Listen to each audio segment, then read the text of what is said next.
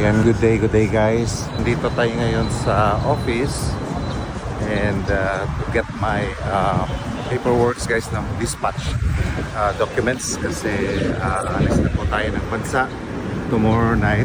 And medyo sad lang ako konti because we received a message a few days ago na lilipat na kami ng agency because yan po ang direction po ng mother company namin, which is yung RCCL nga po.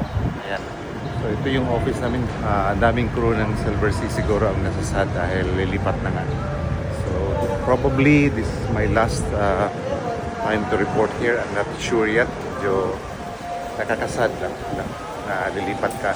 Imagine 16 years na ako sa company nito and changing an agency is like getting out of your comfort zone. So, yan yung office namin guys.